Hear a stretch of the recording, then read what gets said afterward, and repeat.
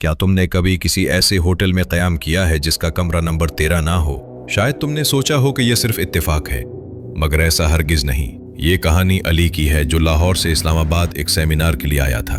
تمام کمرے بک ہو چکے تھے، مگر ریسیپشن پر موجود بوڑھے شخص نے سرگوشی میں کہا، اگر تم دل کے مضبوط ہو تو کمرہ نمبر 13 خالی ہے۔ علی نے ہنستے ہوئے کہا، جناب میں ہوٹل میں سونے آیا ہوں، نہ کہ بھوت بنگلے میں، اور کمرہ نمبر 13 کی چابی لے لی۔ کمرے میں داخل ہوتے ہی علی نے عجیب خاموشی محسوس کی۔ روشنی آن ہوتے ہی دیوار پر ایک تصویر نظر آئی، ایک بچی کی جو سیدھا دیکھ رہی تھی، جیسے وہ برسوں سے کسی کا انتظار کر رہی ہو۔ علی نے تصویر کو ہٹانا چاہا، مگر جیسے ہی اس نے اسے چھوا بجلی چلی گئی۔ کمرہ مکمل تاریکی میں ڈوب گیا۔ پھر ایک سرگوشی آئی، تم بھی میرے جیسے ہو نا، اکیلے، ٹوٹے ہوئے۔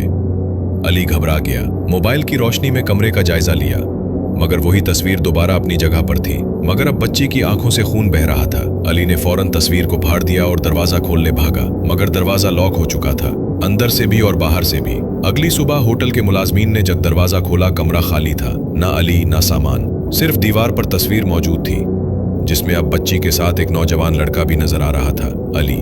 وہ بوڑھا ریسیپشنسٹ تب سے لاپتہ ہے۔ کہا جاتا ہے کمرہ نمبر 13 خود کسی کو نہیں کھاتا، بس ان لوگوں کو بلاتا ہے جو اندر سے خالی ہوں، جو اندر اکیلے ہوں۔ وہ کمرہ ان کی خاموشی کو ہمیشہ کے لیے اپنی تصویر بنا دیتا ہے۔ ہر تنہائی خطرناک نہیں ہوتی، مگر کچھ تنہائیاں ایسی جگہ لے جاتی ہیں جہاں سے واپسی ممکن نہیں۔